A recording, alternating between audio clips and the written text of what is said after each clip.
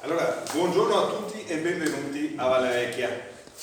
Allora, siete all'interno del comune di Caorle, questo fuori di ogni dubbio, e in una proprietà regionale, quindi qua siamo su proprietà della regione del Veneto. Per una legge istitutiva dell'agenzia, questo territorio è gestito dall'Agenzia Veneta per l'innovazione nel settore primario e questa è la nostra denominazione ufficiale, fini fiscali a tutti i fini.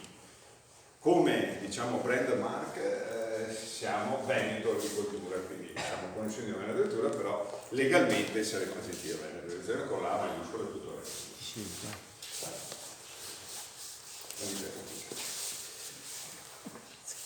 Allora, oggi io faccio quello che volete voi.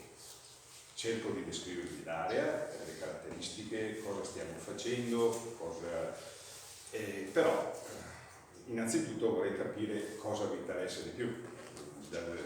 Volete capire più la gestione naturalistica o la parte agricola? Volete vedere, avete un qualche interesse particolare che vi stimola quello che sapete di Valle Vecchia? O vado libero e poi mi interrompete, potete interrompere in qualsiasi momento e questa roba non frega un cacchio, e allora noi cambiamo e andiamo a parlare. Sicuramente la ricerca agronomico-ambientale. Vedo che l'agricoltura in questi ultimi anni si è sviluppata appunto perché la ricerca è andata avanti, quindi ci saranno nuove tecniche di coltura, di semina, di irrigazione, tutte queste cose qua. Allora io avevo già pensato di puntare a due temi fra i molti. Il nostro approccio è di tipo olistico, una parolaccia che spesso viene vista male, ma la natura, come sapete, è estremamente variabile. Noi abbiamo una certezza nella vita, quella di morire, tutto il resto è incerto. E la natura ce lo presenta tutti i giorni, perché i fenomeni hanno una tale variabilità per cui nulla si presenta esattamente uguale, quindi noi possiamo dire prevedo questo al 95%, al 96%, al 37%, all'83%, spesso dirlo al 100% è molto rischioso, non si dice. Quindi quando si fa qualcosa in agricoltura innanzitutto bisogna tener conto di molti fattori che insieme agiscono e interagiscono, cambiando continuamente uno interagendo con l'altro. Per cui i pacchetti di sostenibilità che noi cerchiamo di studiare e di applicare sono pacchetti che contengono una certa gestione del terreno, una molto attenta difesa integrata, la distribuzione di fattori di produzione, fertilizzanti, acqua, seme, fitofarmaci, con le tecniche dell'agricoltura di precisione, eccetera. Ci sono pacchetti che noi chiamiamo olistici, in cui deve esserci tutto. Ci fosse un solo fattore che non funziona, che non è adatto, fa cadere tutti i benefici che il resto dà.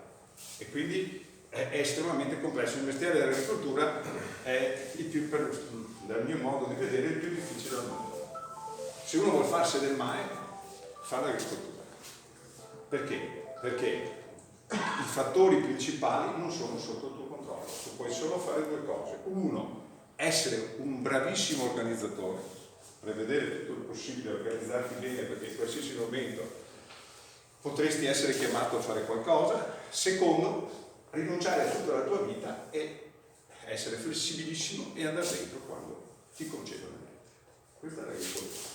Come mestiere non sei proprio il più bello, è bello ma anche ti schiavizza perché devi essere sempre sul pezzo, con qualche piccola pausa durante l'anno. Faccio un esempio rispetto ai pacchetti olistici di cui vi parlavo prima. Io posso per esempio fare tutte le tecniche conservative, adesso ne vediamo, che aumentano la biodiversità del terreno, eccetera eccetera, e poi vado dentro, faccio un trattamento insetticida in un'azienda di alto pregio naturalistico e con prodotti sistemici che vanno dappertutto, e ho azzerato con un'elevata percentuale le popolazioni di tante specie rare. Poi tenete presente che le specie di lentomofauna, ma molte altre ordini, famiglie, eccetera, che ci sono nell'ambiente, non sono selezionati ai fitofarmaci che usiamo.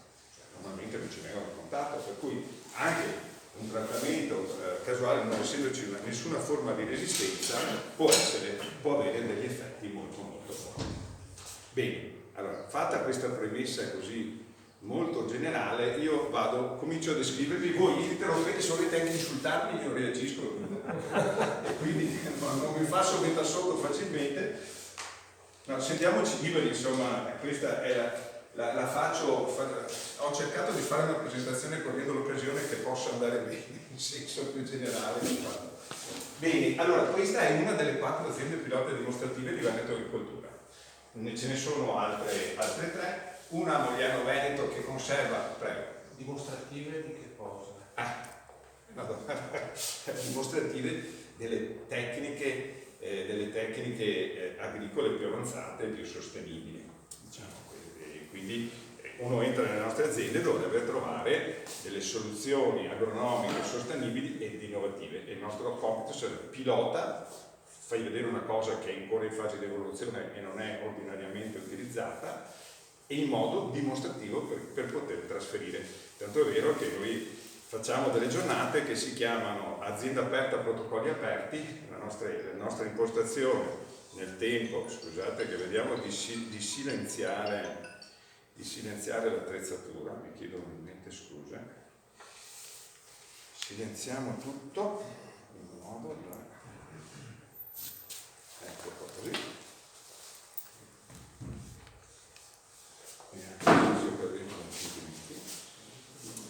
E quindi noi cerchiamo di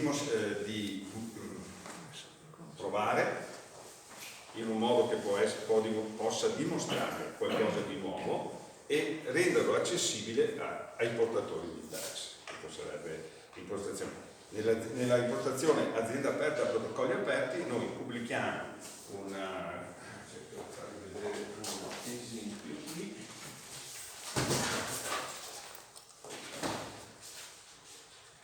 Qui ci sono delle pubblicazioni.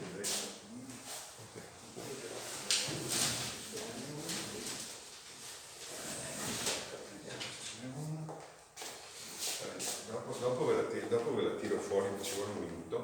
Comunque c'è una mappa che fa vedere tutti gli appezzamenti dell'azienda, dove sono localizzate le prove, con un nome, eccetera, per cui uno può, guardando la mappa, vedere questa è una cosa che mi interessa.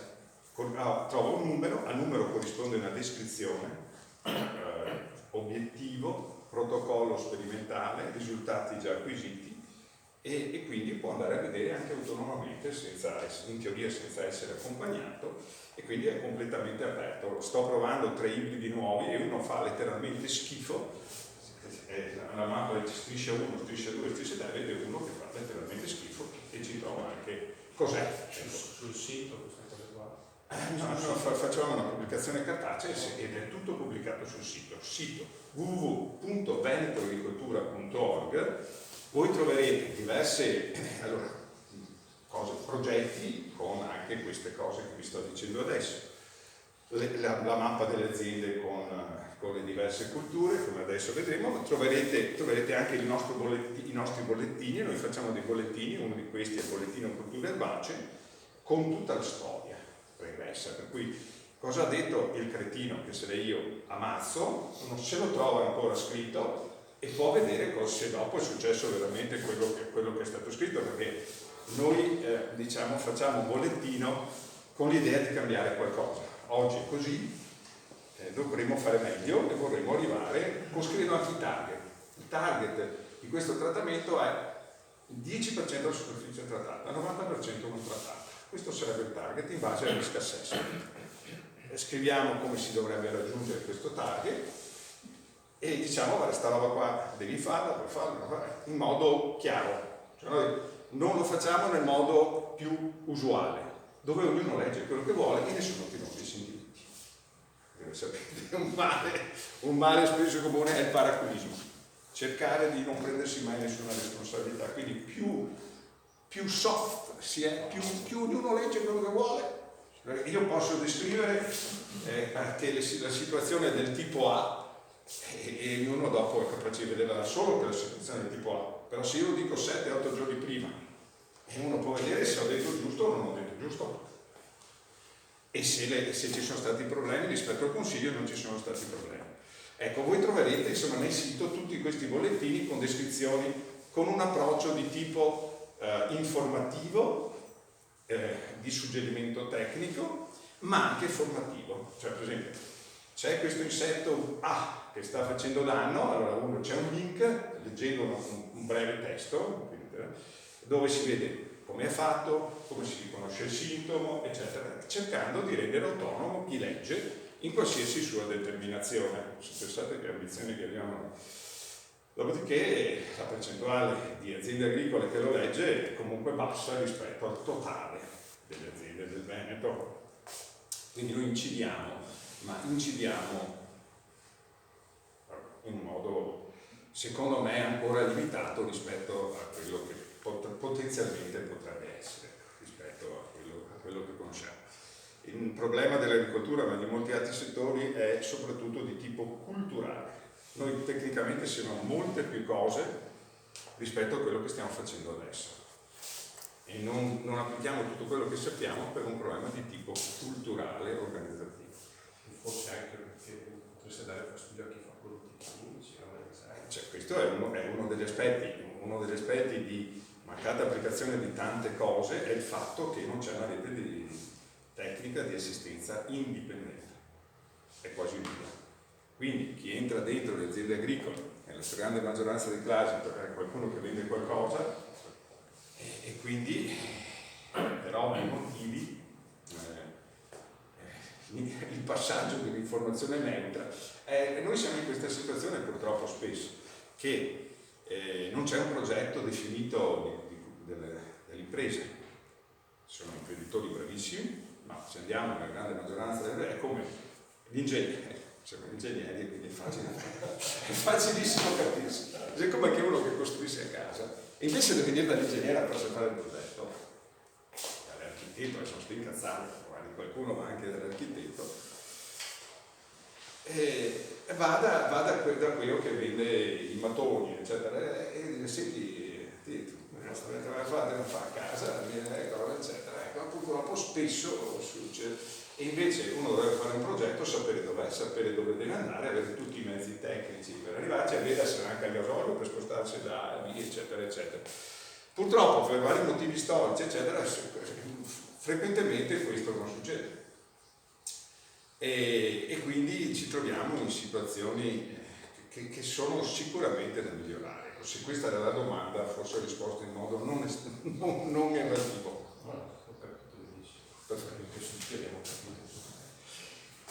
Allora, Mogliano Veneto, azienda che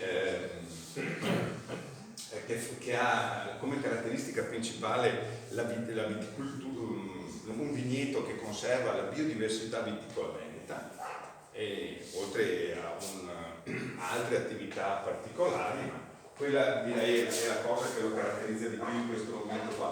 Poi a Vigliago, vicino a Belluno, abbiamo un'azienda biologica dove viene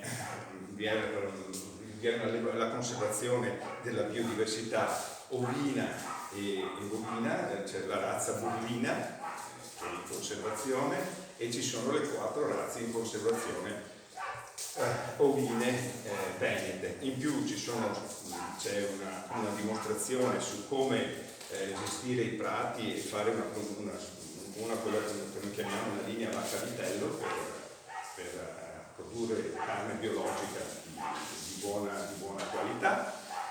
E poi abbiamo l'azienda Sasserami, dove c'è la conservazione della biodiversità avicola, la conservazione della biodiversità frutticola, quindi c'è un grande frutteto con tantissime varietà vecchie e nuove in fase di studio, 3 piante di una varietà, 3 piante di un'altra, tutto in un frutteto molto grande, molto interessante, un grande potenziale spaziale anche di studio, e poi c'è Valle Vecchia che adesso andremo a descrivere.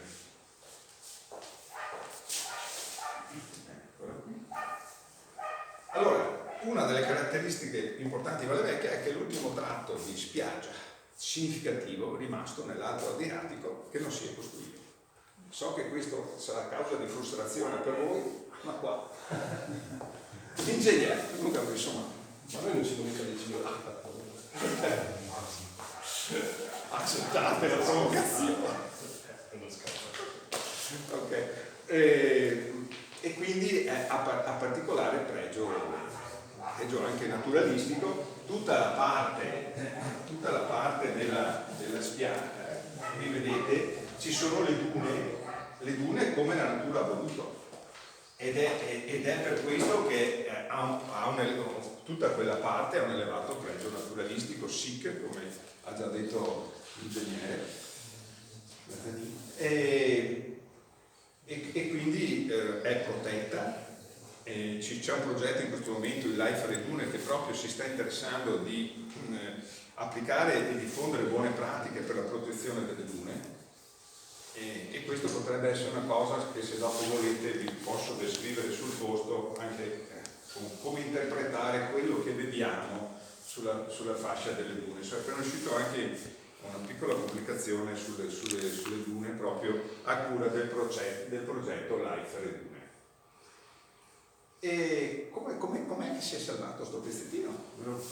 Voi avete delle ipotesi? L'area inondata dall'acqua che è stata bonificata. Dietro c'è la pineta, per completarvi, così dopo passiamo alla prossima e affrontiamo questa discussione. Dietro c'è una pineta, è una pineta degli anni di metà anni 50 circa, che aveva lo scopo, l'ingegnere mi insegnerà a me che scopo aveva la pineta secondo voi? Di difesa.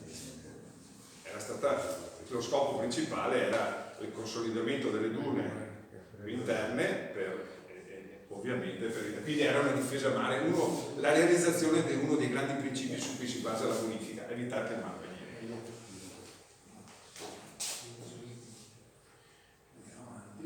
E quindi rispondo, era già previsto, prima era tutta laguna, è stata una delle ultime bonifiche.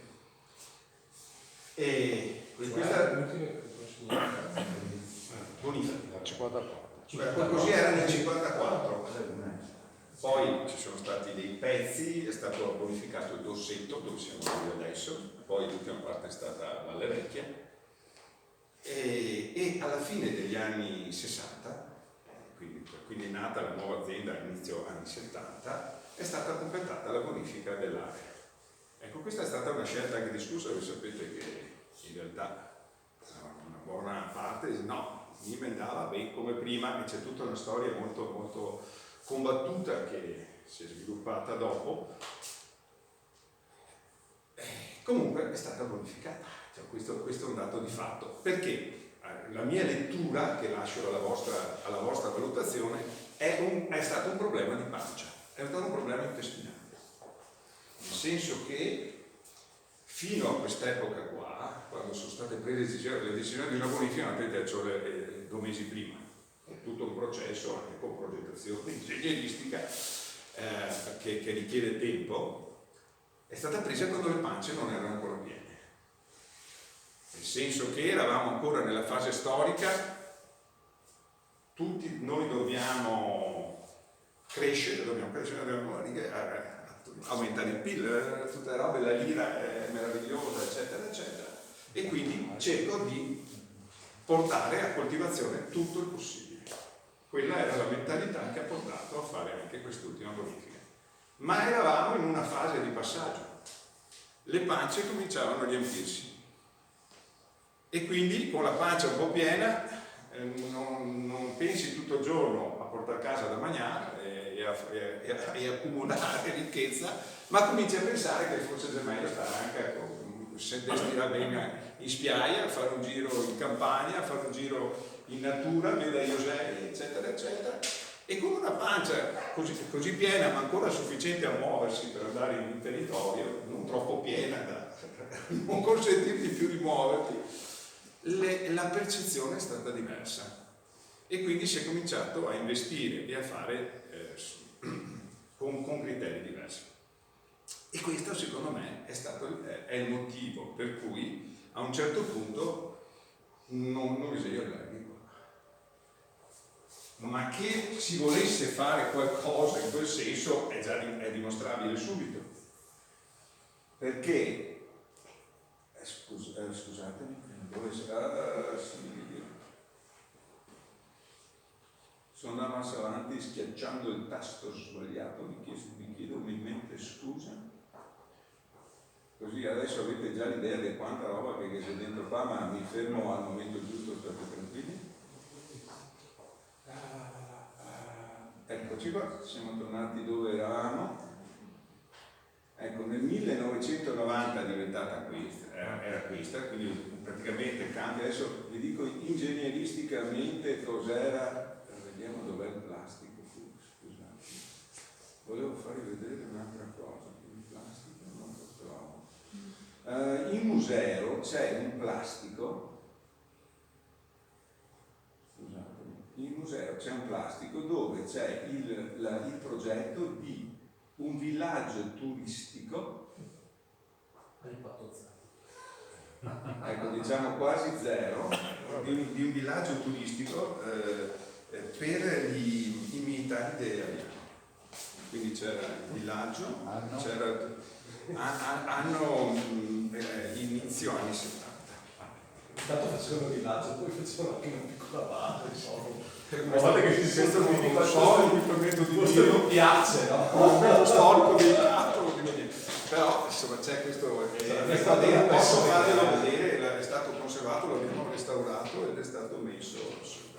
Eravamo comunque in una fase di passaggio. Allora, questa è la mia lettura, lascio al vostro giudizio se la ritenete una buona lettura. Sta di fatto che questo è arrivato per ultimo in una fase storica un po' diversa e alla fine la spiaggia non è stata edificata, è rimasta con le dune come la natura ha voluto nei millenni e con la sua pineta dietro, pineta che poi trovate anche nelle altre spiagge. All'interno non c'era più la laguna, quindi non c'era più l'acqua, ma c'era il terreno bonificato con grandi reparti. Adesso immagino, non so quanti di voi fanno ingegneria idraulica, comunque io ve la descrivo lo stesso se è di vostro interesse. Quindi la decisione ingegneristica dell'epoca fu creare grandi reparti alla Ferrarese piana. Noi agricoli, noi agronomi la chiamiamo sistemazione alla Ferrarese piana, con appezzamenti di circa 30 metri di larghezza, 300-500 metri di lunghezza, le scoline tra l'uno e l'altro, e l'acqua che va e che scola qui. Tenete presente che questo territorio qui è 2,5 metri sotto il mare. Il mare pompa, principi di vasi comunicanti, qui si alza e qui si abbassa. Quindi questa differenza tende sempre più la pressione dell'acqua e quindi capite che è una gestione, perché il sale, cioè questa è tutta ovviamente demano. E quindi la vita di Valle Vecchia è agricola, è un contrasto continuo alla salinità, cioè soluzioni tecniche che dopo vi spiego cosa noi abbiamo partorito per cercare di vincere il più possibile questa battaglia. Quest'acqua poi arriva sul canale Sbregavalle, dal canale Sbregavalle va giù così, può andare a uscire in bonifica. Qua adesso c'è tutto un sistema che io vi descriverò, di cui vi darò anche materiali. Vi ho preparato dei materiali che hanno a che fare con l'ingegneria, dopodiché vi posso dare tutto quello che voi riterrete di avere interesse ad avere. Ecco, però voi vedete che poi questo era un piatto senza niente. All'epoca. Poi c'è stata un'evoluzione. Adesso cerco di non smenarvela troppo e vado. Allora, l'azienda Valle Vecchia è diventata qualcosa di diverso, è diventata un'azienda multifunzionale, dove il reddito agricolo è uno dei componenti del reddito. C'è tutto quello che deriva dalla funzione del territorio e dal turismo. Adesso cerco di non pubblicarla, ma abbiamo cercato anche di trovare dei sistemi per sfruttare tutta la produzione legnosa, abbiamo cercato quindi di diventare anche autonomi dal punto di vista energetico. Una parte di questa idea non è ancora stata completata. È stata fatta una valorizzazione delle zone ambientali, è stato fatto un parcheggio che ha come primo scopo gestire i flussi e gestire i movimenti delle persone per evitare che il territorio sia distrutto. Non so chi ricorda i tempi passati, c'erano i camper dentro le preziosissime dune grigie. Ecco, ovviamente questo non è tollerabile, insomma c'è stata... Quindi è stato fatto tutto un lavoro per regolare. Prego. Possiamo indicare, tanto per avere l'idea, dove siamo adesso in quella comunità argentina e dove è il progresso? Sì, allora per dire dove siamo. l'azienda è qui e il parcheggio è qui. Noi adesso dove siamo? Tutto rosso bianco. Ecco. E avete sempre comunque come facile riferimento, scusatemi, quella plastico lì. Voi vedete questo descrive l'azienda bene e dopo magari più facilmente per tutti facciamo vedere alcune cose riferendoci a quello.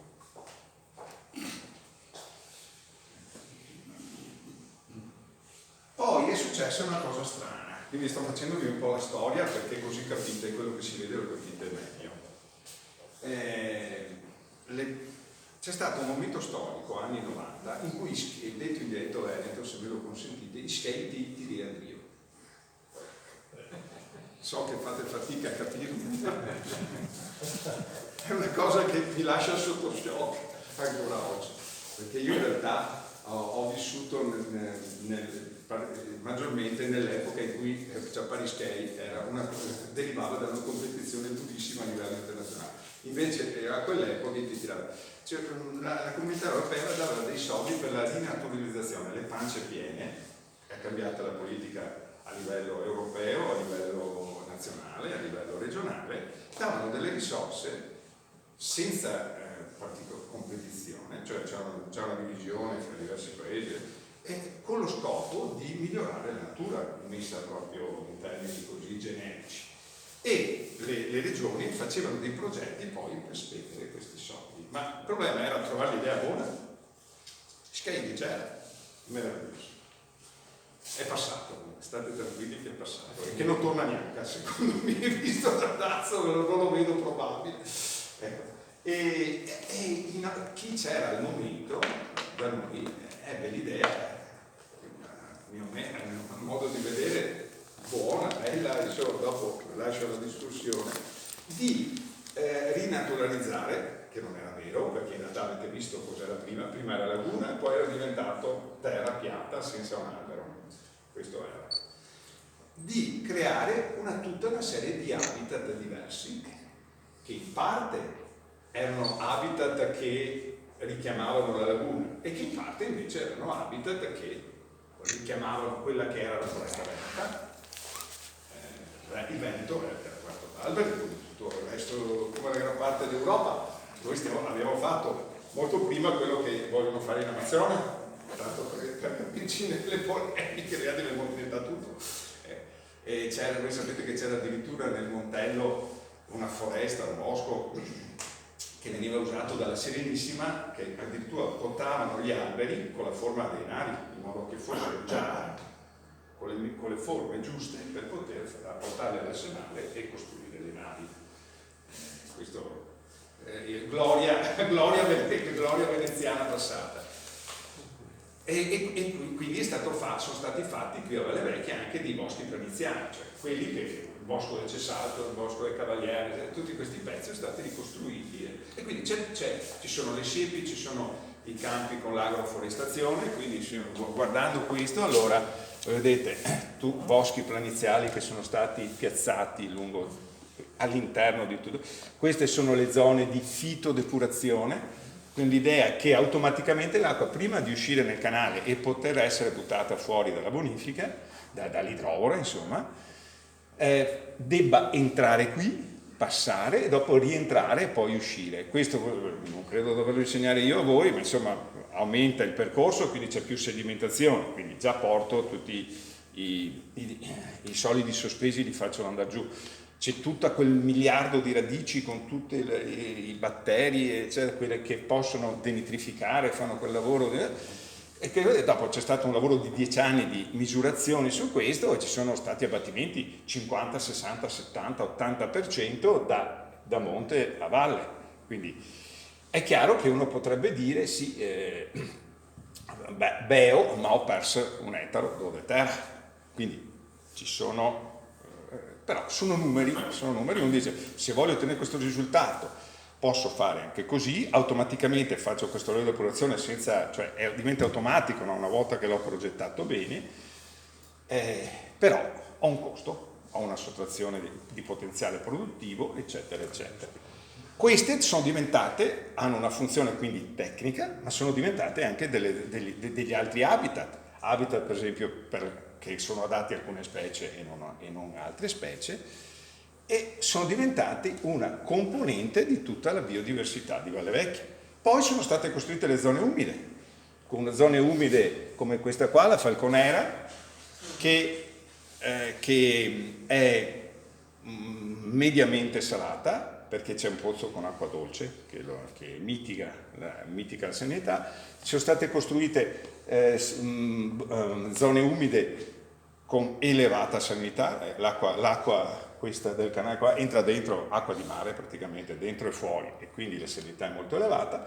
E poi è stato costruito un nuovo bacino di cui adesso io vi parlerò, perché è un nuovo habitat particolare e vi spiego come è stato. Questo è di acqua dolce, che è l'unico che è stato inserito. Poi vedete dietro le dune grigie che la natura ha voluto ci sono altri, oltre alla pineta ci sono altri boschi planiziali, ci sono le zone quindi queste sono siepi con piante autoctone che chiudono i campi, che hanno funzioni ecologiche, paesaggistiche, eccetera, eccetera, e che però forniscono anche il legno per la filiera legno-energia.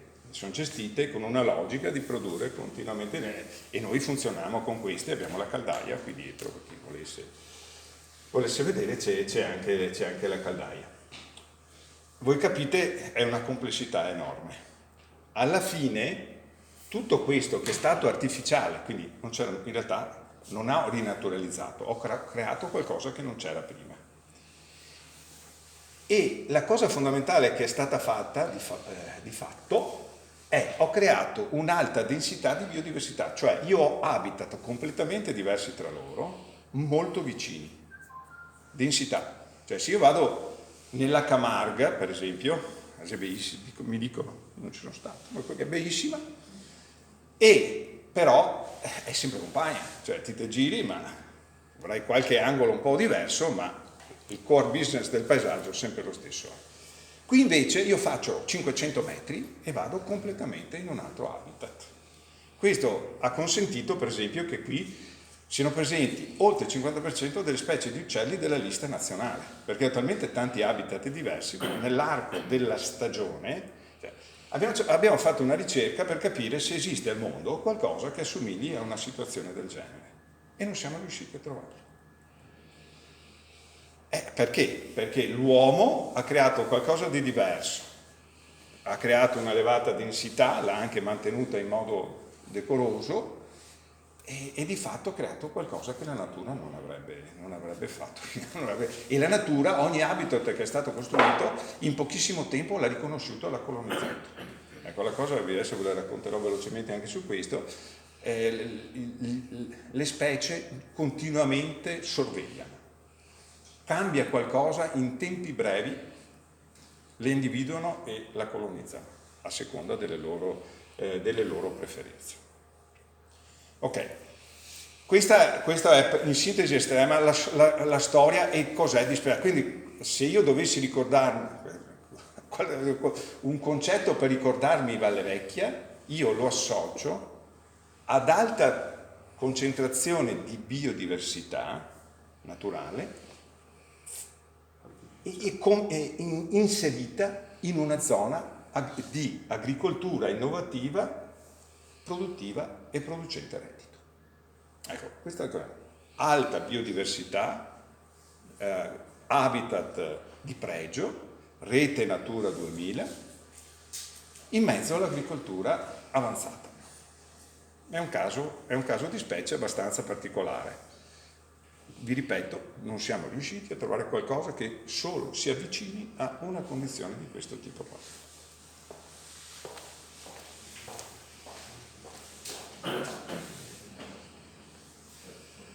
E zone agricole noi abbiamo delle rotazioni con le diverse culture. Qui c'è, non voglio farvi perdere altro tempo, ecco, questa è una cosa forse sulla pineta della Dico per lasciarvi. Allora, concetto fondamentale è che quindi facciamo agricoltura innovativa, tecnologica, che deve produrre reddito per far sopravvivere l'azienda agricola in un contesto multifunzionale dove il reddito non necessariamente è solo dall'agricoltura, se faccio le cose bene,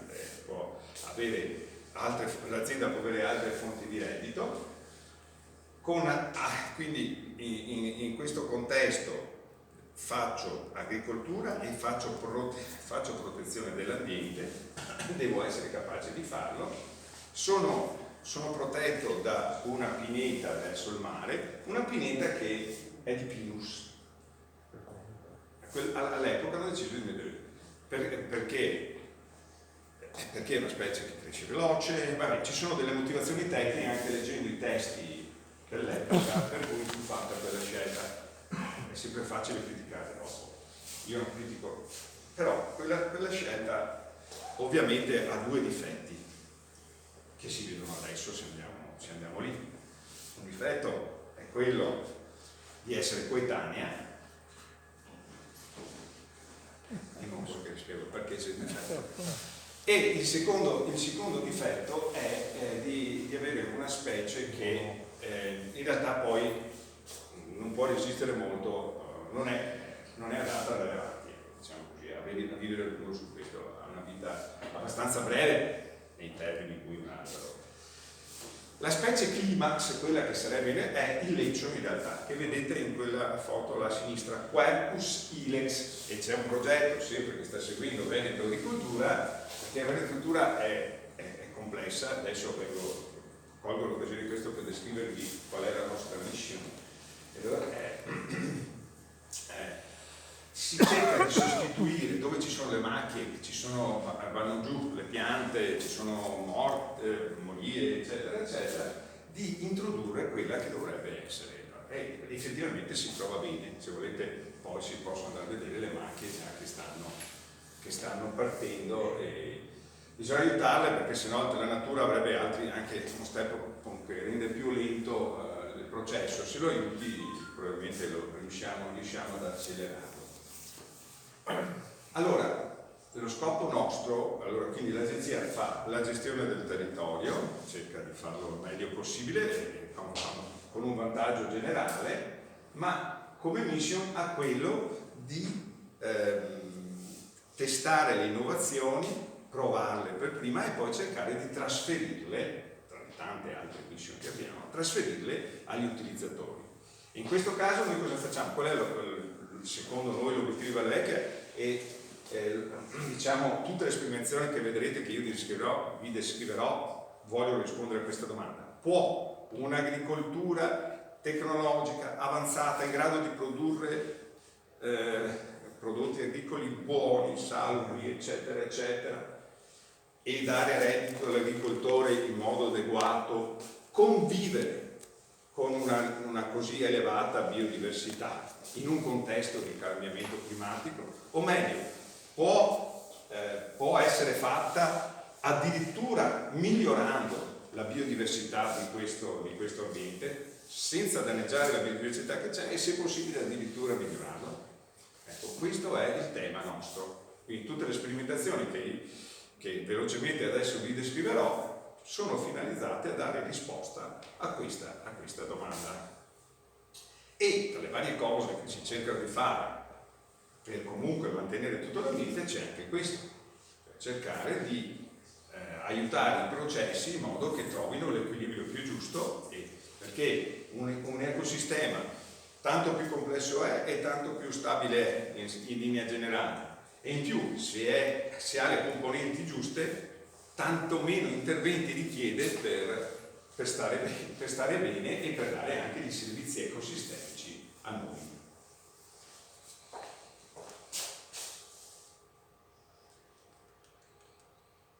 Questa è l'evoluzione quando sono stati piantati i boschetti planiziali. Vedete qui c'era il deserto prima e poi queste sono le piantine giovani, 120 ettari che vedete là descritti, i pezzi verdi che vi ho descritto prima. Poi, quindi farnia, le specie, quelle nostre, insomma, acero campestre, fraxino constifolia, eccetera, eccetera. È tutto scritto poi, ovviamente, se avete voglia di consultare. Possiamo dire quanto è grande la... Sì, era in uno dei precedenti, ok, lo ripeto, il territorio complessivo sono poco più di 800 ettari. 600 ettari sono, quindi togliendo la spiaggia, le dune, la pineta, restano 600 ettari di azienda agricola, di cui questi 400 ettari sono sale, qua circa 377 sono superficie agraria utilizzata, cioè 60, e si raccoglie, si spera. Sono state costruite 4 principali, sono di più, ma 4 principali zone umide, queste, adesso vi le descrivo. La Falconera, la Canadare, queste sono zone che erano state realizzate per la gambericoltura a suo tempo e adesso sono diventate habitat molto, molto apprezzati dai limicoli, quei coazzata e onga, che sono in questa zona qui. Questa è un'altra area umida ad elevata salinità, che è quella che avete visto sulla destra all'entrata, anche con le passerelle, bella anche da vedere. Questa è stata aggiunta che è una zona umida dolce, queste sono le zone di fitodepurazione di cui vi ho parlato prima, quindi di zone umide ce ne sono, quindi gli uccelli che amano l'acqua qua. Noi dovremmo lamentarsi, speriamo. Missive, diciamo, PEC offensive su questo dagli uccelli non le avremmo ricevute. Da altri sì. Ecco, voi capite, spero che l'idea, insomma, della alta densità di biodiversità e di come questo sia dovuto in realtà a un intervento dell'uomo che la natura ha poi trasformato in Valle Vecchia, spero sia passato. L'altro concetto che vorrei far passare è agricoltura avanzata che vive in tutta questa alta densità di biodiversità, e tutto questo ovviamente ha determinato un'area con un elevatissimo pregio naturalistico, che quindi è rientrato, come ha già detto l'ingegnere capo del territorio, quindi molto più autorevolmente di me, è diventata zona SIC e zona ZPS. Vi annuncio che il giorno 31 maggio, tanto per darvi un'idea, ormai Valle Vecchia è conosciuta molto, anche grazie un po' a quello che abbiamo fatto noi, ha fatto il comune di Caole, insomma, abbiamo lavorato tutti insieme per farla conoscere, forse adesso abbiamo fatta massa, sono preoccupati, le orde ormai cominciano ad essere troppo numerose. E il giorno 31 maggio hanno chiesto di fare a Valle Vecchia l'autorità di gestione degli Interreg una giornata per le buone pratiche di gestione delle zone rete Natura 2000. Vengono da voi prima e dopo vengono qui. Stamattina a Cacordiani, esatto. Noi abbiamo fatto l'altra volta convegno a Cacordiani, qualcuno dice. Esattamente. E noi presenteremo quello che secondo noi sono le buone pratiche per gestire. Vi faccio un esempio della difesa. Noi scriviamo, per evitare l'impatto sulle biodiversità, si può fare agricoltura, uno dei punti critici per mantenere la biodiversità, anche perché c'è molta parte di biodiversità che noi non vediamo, ma che è fondamentale per tenere in piedi tutto, i famosi impollinatori selvatici e non selvatici, le api, eccetera, eccetera. Noi facciamo un'agricoltura che è, tanto per dirla alla moda, chemical insecticide free, cioè noi non usiamo insetticidi chimici di sintesi proprio per evitare l'impatto, perché è uno dei punti chiave. Gli insetticidi non solo sono quelli più vicini all'uomo come potenzialità di effetto, siamo animali, ma e quindi noi dobbiamo evitare di avere un ambiente molto visitato con potenziali inquinanti dentro, ecco, e lo evitiamo in modo estremo. E poi però alla base c'è tutta l'entomofauna, gli uccelli, cioè tutta la catena è lì, quindi se io faccio cose che possono abbattere, ed è il problema a livello mondiale oggi, però adesso non abbiamo il tempo di discutere, potrei spiegarlo, perché su questo ci lavoriamo molto,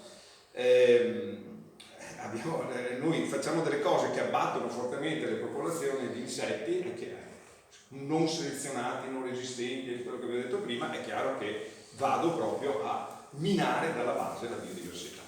E quindi allora la domanda, quindi torniamo alla domanda: possiamo fare un'agricoltura di seminativi senza utilizzare insetticidi chimici di sintesi?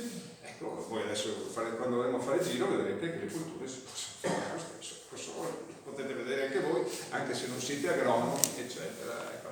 Poi costano molto di più, costano uguale. Allora, funziona. Allora, arrivare a questo è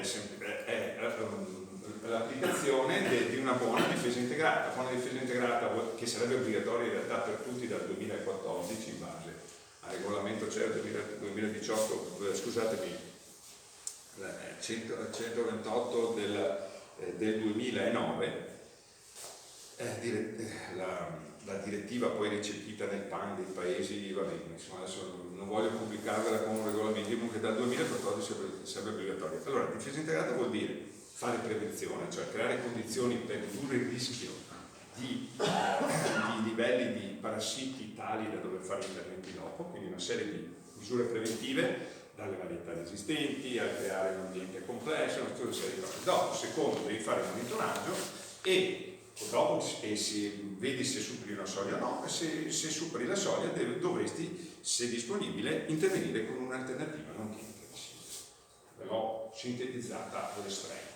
Ora, l'applicazione di questi tre principi fatta bene, con modelli olistici, consente di ridurre le superfici trattate di molto.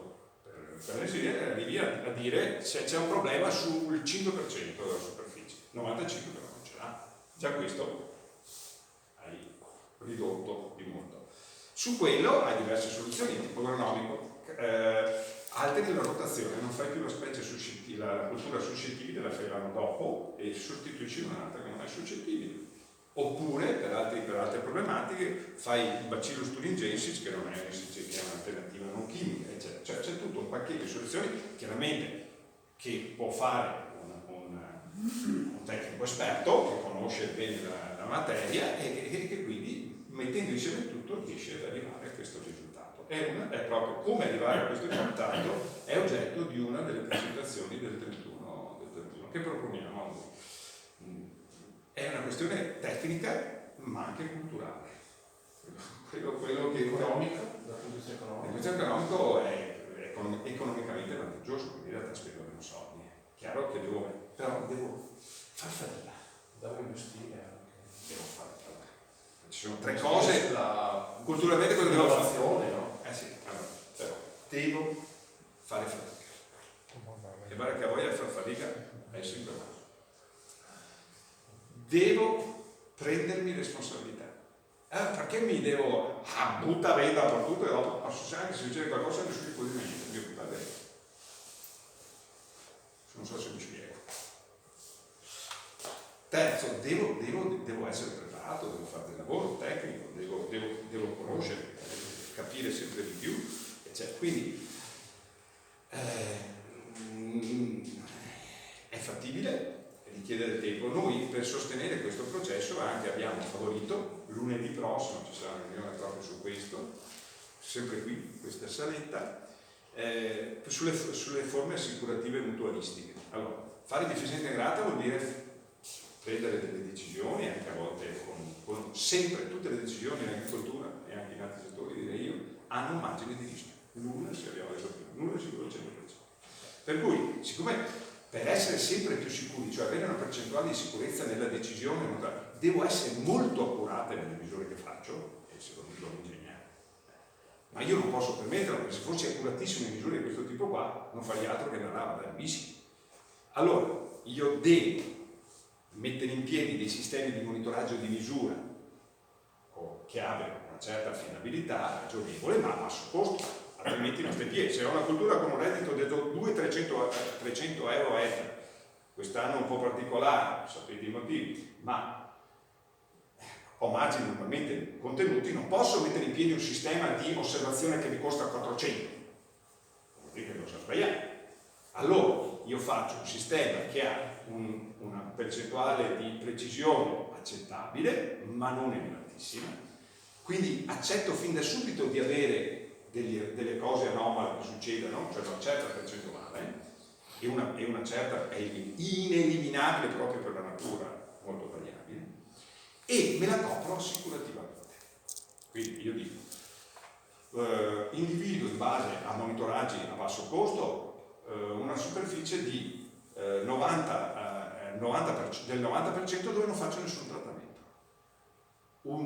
Di questo 90%, un 5% probabilmente qualche problema ce l'avrà lo stesso. Lo copro assicurativamente. Posso dimostrarvi come comunque dal punto di vista sia dell'azienda agricola sia della collettività questo approccio è nettamente conveniente. Cioè, quello che risparmio mi copre ampiamente, cioè, se lo faccio con un approccio di tipo assicurativo spalmo il rischio e qui è tutta anche una normativa nuova che è venuta fuori.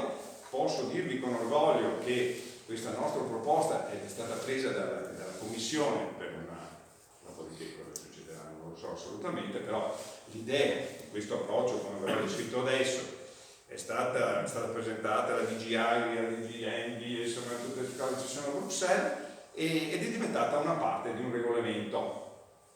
Se dopo diventerà obbligatorio, diventerà la prossima pagina, non so dirvelo, però certamente questo approccio è sicuramente stato molto apprezzato dalla Commissione europea, perché è anche un modo di scaricare un fiato di responsabilità, però è una cosa che riduce l'uso dei prodotti ma dando serenità all'impresa agricola. Uno deve però portare a casa pignata, non si può scaricare tutte le problematiche dell'azienda. Ok, quindi Valle Vecchia, insomma, ZPS, SIC, elevato pregio, rete Natura 2000, protocolli di gestione. La Regione, carissimo amico ingegnere, ha a disposizione i piani di gestione delle reti Natura 2000, però in realtà non sono obbligati, al momento non sono stati approvati. Noi li applichiamo lo stesso, ovviamente. Quindi noi li applichiamo, anzi facciamo qualcosa di più e proponiamo anche delle buone pratiche che devono aiutare a gestire meglio queste zone. Però posso dire, anche i comuni causa adotta questo regolamento, queste buone norme tecniche. Tanto per dirvi solo la pulizia della spiaggia, perché lì abbiamo una guida libero che arrivano, dopo non so se possiamo andare a vedere arriva un parcheggio di 2000 macchine, lì sono campo, quindi noi produciamo una media tipo luglio e agosto abbiamo 5.000 presenze, 5.000 turisti lì proprio in Valle Vecchia, e non è facile gestirli perché tutto questo turismo, perché non c'è il servizio igienico, non c'è niente, come ho detto all'inizio non possiamo costruire niente e fare niente, quindi non ci sono. Noi abbiamo messo i bagni però a monte del tipo di contenuti. Sì, ma voi quanti parcheggi trovate con i bagni? Sì, però vabbè. No, quello che volevo dire, che anche le pulizie delle spiagge, non è che possiamo andare con le macchine a fare una pulizia, non so, oppure raccogliere lo spiaggiato, metterlo in camion, portarlo via, portarlo in discarica, ma dobbiamo farlo con certi criteri. Allora, se pulizia al mattino, però le ramaglie, i tronchi, non dobbiamo portarli via, non portiamo via, ma li aggrossiamo in un certo modo, che dobbiamo vedere, è stato anche deciso le modalità di come mettere questi rami, come mettere questi tronchi alla base delle dune, della pineta. Quindi non è che possiamo andare più con macchinari e portare via tutto. Quindi anche la pulizia delle spiagge viene fatta secondo certi criteri. In modo sostenibile. In modo sostenibile, ecco, questo volevo dire. Quanta gente lavora? Allora, sostanzialmente l'azienda l'azienda attualmente ha 5 persone, il responsabile aziendale 4 per. Nella pianta organica sarebbero previste 2 persone, un responsabile aziendale con una competenza generale e più di tipo agronomico e una figura che collabora in generale e soprattutto alla gestione del territorio in questo momento. Ma vengono agricoltura anche a parte del dottorino? Sì, per quella Intervizò, che è una partecipata di Veneto Agricoltura, quindi è autonoma, e ha una partecipazione di grandissima maggioranza da parte di Veneto Agricoltura. Quindi Non è gestita da noi, no, ha una gestione del tutto autonoma. Non so pochi. Assolutamente sì, pochissimi, infatti è insufficiente già per la parte agricola, adesso speriamo di arrivare a avere da ripristinare. In questo io le ho detto la verità, in questo momento ci sono stati momenti in cui c'era più personale, eravamo un po' più equilibrati, ma certamente se vuoi gestire un territorio del genere, anche con tutti gli aspetti multifunzionali che abbiamo detto adesso, ci vogliono assolutamente più persone. Innegabili, se poi devi rispettare le regole pubbliche per le ferie, per le cose, cioè, per il nostro te capisci che domenica noi abbiamo fatto una serie di strategie, discutevo con colleghi prima per cercare di trovare soluzioni fantasiose per avere una certa vigilanza comunque sul territorio. È estremamente difficile, sì. Ricevete visite di laureandi? Certo, abbiamo anche attivato i tirocini, abbiamo attivato, sì, io personalmente faccio formazione con loro e loro poi vanno a fare, quindi è anche un trasferimento di conoscenze. Nei vostri progetti avete anche previsto, prevederete percorsi didattici con le scuole?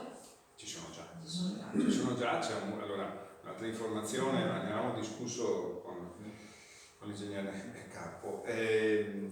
Abbiamo il centro visitatori che è qui, che è stato da poco anche restaurato con una serie di dove sono già previsti dei percorsi, dove ci sono già visite che si possono chiedere oggi, domani, ci sono già. Quando vengono richieste, noi anche nella legge istitutiva c'è scritto, è nostro dovere fonte di salvezza, di contribuire alla formazione pratica sugli istituti superiori agrari, sulle scuole, eccetera, eccetera. Questo lo facciamo. 17 giorni fa abbiamo fatto una giornata in inglese con un ITS e abbiamo Ma quindi solo per ragazzi più grandi o anche per le scuole? No, in realtà è chiaro che questo livello qui per una scuola primaria Sì, poi ovviamente una scuola primaria c'è un senso anche però noi abbiamo sempre cercato, allora c'è un certo livello, ci sono persone più adatte che hanno un profilo e che vengono gestite dal centro. Per cose di un certo livello la direzione estera, le scuole di secondo grado, gli istituti agrari, eccetera, cerchiamo di farlo noi, cerchiamo di usare il consenso, non è che ci sia un regolamento preciso che dica, però sì, certo che sì, e se qualcuno volesse fare una convenzione, penso in generale l'agenzia. Ascolti, la famiglia classica, genitori, bambini, può venire a visitare Certo, allora, premetto che, scusi, il territorio è libero. No, voglio dire, può venire all'interno e magari vedere. No, per motivi di sicurezza ovviamente non può all'interno essere. Con qualcuno che magari Certo, può. però lei capisce, noi siamo già 4 gatti che non siamo proporzionati a fare quello che dovremmo fare, siamo pochi. Quindi non potremmo metterci i primi 3 che arriva, possiamo chiudere tutto. No, però se ci sono gruppi, delle giornate in cui si organizza. certo. Le facciamo anche apposta, cioè 1 o 2 giornate all'anno noi cerchiamo di farle sempre aperte. E quindi c'è in calendario. No, poi se c'è la richiesta, io non mi ricordo di aver mai negato una volta sola qualcosa a qualcuno, certamente si cerca di. Io vedo che sono qua il sabato, domani sono qua la domenica, voglio dire, cerchiamo di sopperire con la buona volontà. Lei non è ingegnere? No, ho sto difetto però. E non credo neanche di poterlo risolvere per la mia No, volevo dire questo, culturalmente l'ingegnere lavora il sabato, la domenica, di notte, di giorno. Allora, se ammettevo su questo punto qua, io sono un pazzo furioso, io lavoro dalle 16 alle 18. Vabbè, allora gli diamo la laurea. Grazie, ad onor mia merito, se questo esempio sono sicuro di meritare, sono sicuro. Indichiamo anche un giro che facciamo. Sì, adesso ho altri 7-8 minuti. Sì, dai, 10 minuti. 10 minuti, 10 minuti adesso chiudo in bellezza. E dopo andiamo e facciamo il giro. Altre puntualizzazioni girando ve le farò. Allora, volevo dirvi che ciascuna di queste ZPS hanno le specie chiave. E almeno voglio dirvi qual è la specie chiave di Vecchia e come la rete Natura 2000, le regole di gestione della rete Natura 2000 e tutto quello di buone pratiche che abbiamo detto siano alla base di questa della conservazione, della protezione e conservazione anche della specie chiave e di come tutta la nostra attività anche agricola sia condizionata da ZPS da sito. Allora, la specie chiave della ZPS è il gruppo delle oche grigie. Le oche che viva quest'anno, non so se avete visto, ci è stato anche qualche articoletto. Abbiamo visto, quest'anno io ho visto forse il numero più grande da quando io sono qui, migliaia che coprivano completamente. Allora noi nei piani culturali che facciamo, innanzitutto noi abbiamo, come vi accennavo prima, come base di sostenibilità del pacchetto olistico di gestione dell'azienda la rotazione agraria. Non facciamo una successione di nulla per motivi di sostenibilità, eccetera, eccetera. Ma è una rotazione intelligente, che tiene conto di molte conoscenze agronomiche e che tiene conto anche di tutte le regole di rete Natura 2000. L'oca grigia ha come esigenza gli aeroporti, cioè loro arrivano migrando, fanno circa 4.800 km da Siberia, gli hanno messo e gli ha trovati che va sempre sullo stesso posto. Per me è un miracolo.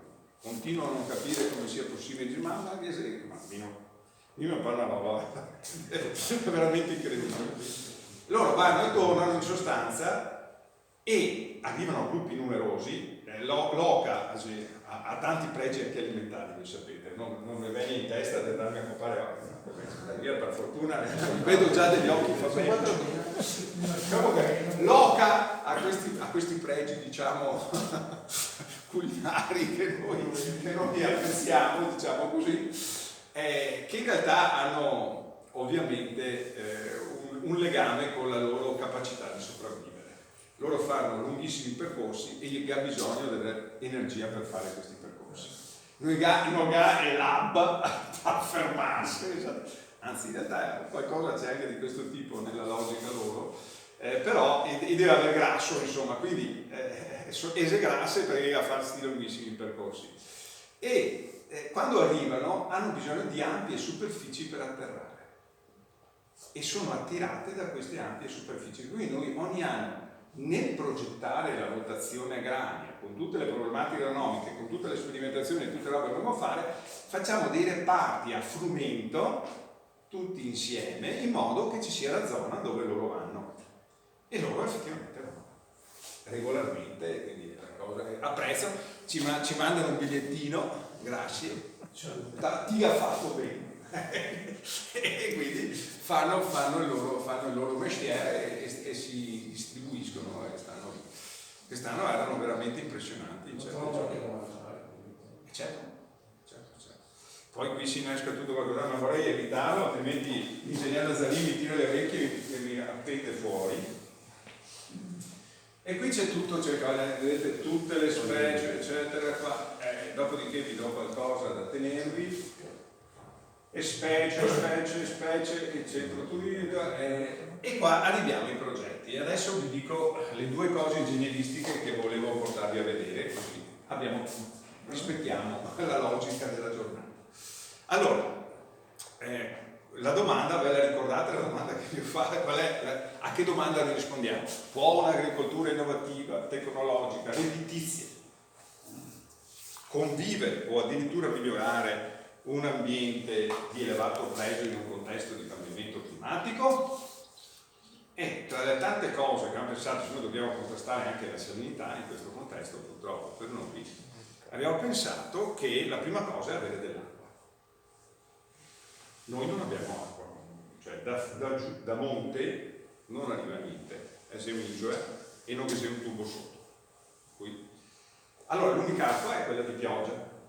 Il cambiamento climatico ci è tutto contro, tranne un aspetto che noi abbiamo sfruttato e che ci ha fatto vincere il Best Life Award nel 2016-2017 con questa idea. Allora, aumento temperatura, aumento del medio mare, aumento e riduzione della pioggia complessiva, cioè tutto contro. Questo è quello che ci dice il cambiamento climatico. Cosa del cambiamento climatico potrebbe essere a nostro favore, in questa mente qua piuttosto ammalata? L'intensità delle piogge. Allora, qual è il problema? Quando piove, l'acqua, se arriva con un'intensità media, ordinaria, si infiltra nel terreno, infiltrarsi nel terreno ha questi rapporti con il terreno e in questi rapporti, non so se soddisfacenti, si muove e si arricchisce di sali, per cui alla fine i terreni si ricchi di sali per questo falda che continua ad andare su e su. Allora, se io invece ho una pioggia forte, intensa, una componente importante di quest'acqua corre dal sole. E quindi se io riesco in qualche modo a intercettare quella e la invaso, mi seleziono dell'acqua dolce o comunque di buona qualità rispetto a un'acqua media che io ho qui.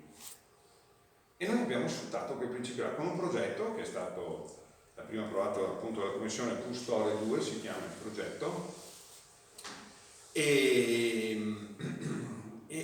l'abbiamo realizzato facendo, allora, è questo qui. Allora, voi avete visto quel cartello scendendo? Qualcuno di voi ha notato quel cartello? Se nessuno l'ha notato, vuol dire che il cartello non è messo bene.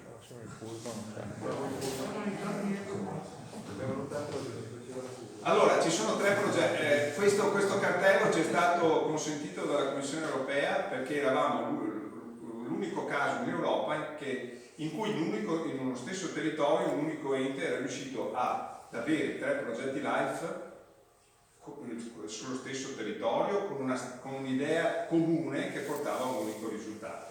Un progetto innovativo per contrastare la salinizzazione in zone costiere, un progetto per l'agricoltura di precisione per ridurre l'impatto, come vi descrivevo prima, e un progetto sulla gestione dei terreni sostenibili. Sono stati messi insieme un pacchetto di sostenibilità che vi ho descritto molto sinteticamente prima. Come vedete Valle Vecchia è l'azienda più life d'Europa, cioè l'azienda che ha portato roba, fra virgolette, dai progetti life. Sostanzialmente questo progetto ve lo mostro qua così diventa meno noioso molto velocemente e dopo andiamo subito qui a vedere. Questo è quello di acqua dolce che vi ho descritto. Ora piove, in questo caso piove molto. Okay? Facciamo finta a bomba d'acqua una pioggia forte. L'ultima che abbiamo ricevuto qui è stata tra il 5 e il 6 gennaio 2022, per chi ricorda. Uno dice una bomba d'acqua a inizio gennaio è qualcosa che non va. Il mio diria per primo me. Però così è successo, 72 mm in poche ore. Allora, piove. L'acqua, le sistemazioni idraulico-agrarie alla Fresalese Piana hanno una certa pendenza verso le scoline, ovviamente, si muove lo stesso, l'acqua arriva sulla scolina, la scolina comincia a riempirsi, continua a piovere. La scolina quindi crea un gradiente e si muove, va di qua e va dentro il capofosso. Il capofosso si riempie e crea un gradiente d'acqua. Legge di gravità, va verso dove è più basso, che sarebbe il canale Sbregavalle, che è questo qui. Ok? Qui Sbregavalle, Staia vai a metà, e qua se siamo anche a capire, se è facile capirsi. Qui c'è, adesso tutto quello che vi sto dicendo è una delle 2 cose che nel tempo dato io pensavo di farvi vedere. Qui c'è la chiavica intelligente, e questo è un modulo della nostra idea meravigliosa, cioè una chiavica con un sensore di salinità e un sensore di livello. qua parlo dei ingegneri, qua oggi mi sento di potersi capire di più che in altre occasioni. Allora, c'è un telecontrollo, questi mandano i dati in continuo, è sotto la soglia che è definito. Noi abbiamo definito una soglia di microsiemens, 3000 microsiemens per centimetro, poi posso spiegarvi il perché, insomma, eccetera. Allora, a un certo punto, questa soglia è sotto, si apre automaticamente e butta fuori. Queste restano chiuse se non è buona, e così via, 3 Hz, 2 Hz, tutto è automatizzato. A un certo punto va dentro acqua sotto la soglia, qui c'è un sostegno in questo punto qua che ovviamente tiene su tutto il sistema, viene qui c'è un bacinetto più piccolo di raccolta, controllo, successivo controllo, 3 pompe da 150 litri al secondo che si innescano a quote diverse, quindi 150, 150, 150, e se tutto va bene continua a piovere, si innescano tutte e 3 e butta dentro nel bacino e riempiono il bacino. Tutto questo in continuo tutto l'anno, chiaro che se non piove il sistema funziona a vuoto, però funziona.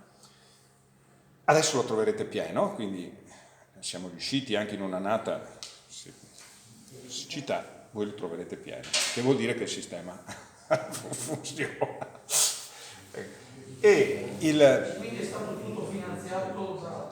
C'è in questi casi, in questi progetti LIFE c'è il cofinanziamento al 50% circa, che in buona parte è personale, sono mica varie stipendio stesso, diciamo, quindi costa poco alla fine a noi perché c'è una buona parte di cofinanziamento europeo. Noi su quei 3 progetti insieme hanno 5 milioni di euro circa, tanto per avere l'idea.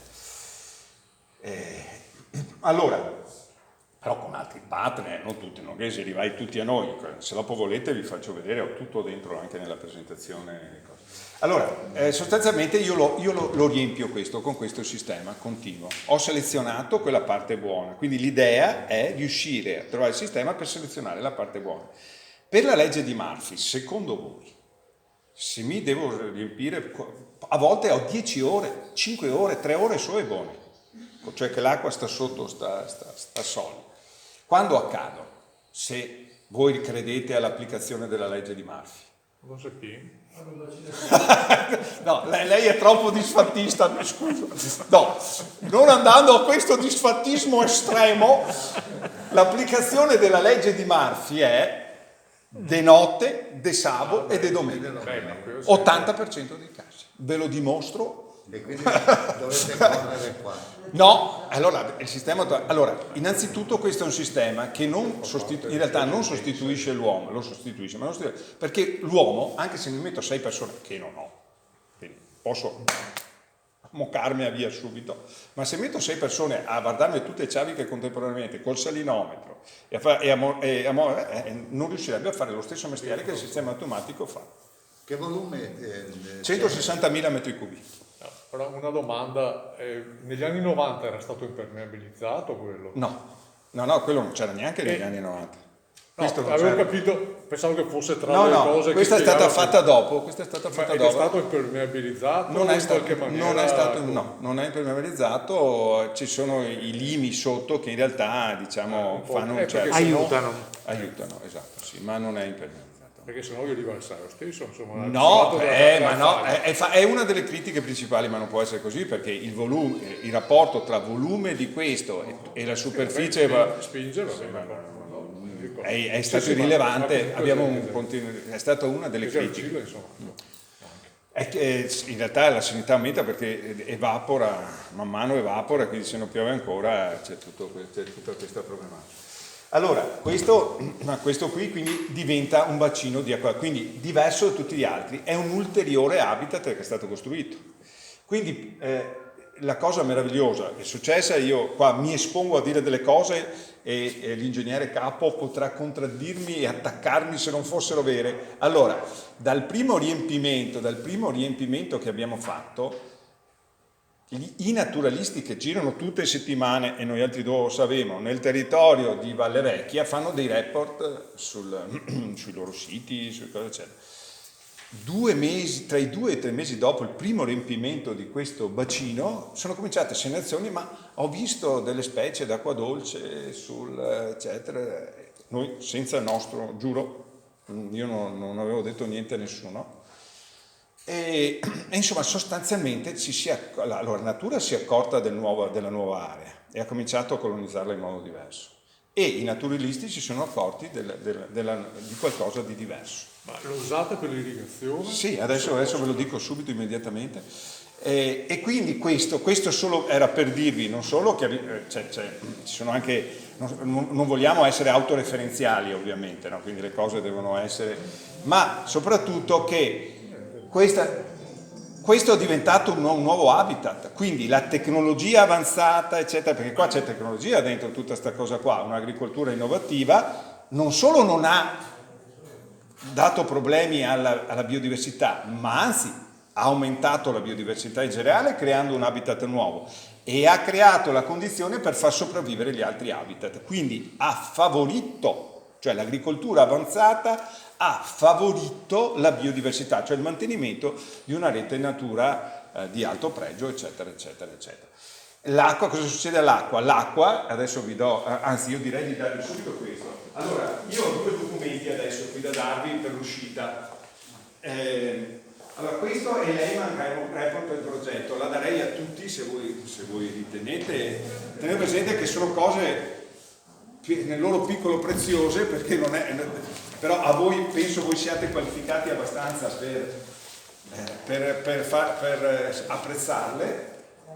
E poi in realtà è un'altra cosa che mi sono pensato di portare avendo la vostra qualificata presenza qui. Allora, i progetti europei hanno diversi livelli di divulgazione dei dati. Tra questi, oltre a questo Lehman Report, che ve lo do non tanto perché voi non perché è più facile, cioè meno pesante da leggere, insomma, è più accattivante come documento. E quindi anche magari a domenica, magari che vi ha voglia. C'è però anche il technical document. In questo qua ci sono anche gli algoritmi, tutte le cose tecnologiche dentro, i sensori, i collegamenti, come funziona il telecontrollo, e tutto, sia pure in forma sintetica, c'è tutto. Allora, se qualcuno avesse un interesse di tipo proprio tecnologico, perché ci lavora su queste cose, sappiate che c'è anche questo documento, ovviamente sia in PDF del sito, tutto è disponibile nel nostro sito, è scaricabile, oppure c'è anche, ho ancora una cinquantina di copie cartacee di questo, e sono qui a disposizione di chiunque voglia poi usufruirne. Allora, voi troverete dentro quindi su questo qui uno schemino, e così adesso è facile capirci e a capire anche cosa vediamo fuori. Se voi andate alla pagina 8, voi vedete lo schemino. Noi adesso andiamo con l'autobus, andiamo su questo angolo qui del bacino e andremo in questa posizione perché possiamo vedere una chiavica automatica e come è strutturato il bacino per funzionare. Allora, rispondo alla domanda, però veniva fuori ovviamente automaticamente. Una volta riempito il bacino ha diverse funzioni. C'è una condotta da 350 mm in polietilene, 1800 metri, 3 bar di pressione, con gli idranti lungo il percorso, la vedete qui. Allora, ci attacchiamo le lie flat quando funzionano, dopo vediamo, non perdiamo tempo adesso, ve lo spiego meglio là, però quando c'è il problema attacchiamo le lie flat e le manichette e facciamo microirrigazione. Ovviamente possiamo fare solo microirrigazione e adesso qua vi sfido io. Perché? Allora, io devo dirvi, avevo un'idea al tempo quando ho progettato questa cosa, preso dall'entusiasmo senile, avevo pensato di fare un sistema totalmente automatico in cui lo slogan è lei dopo taglia, il registratore taglierà quello che dico adesso per favore, allora non lo dico.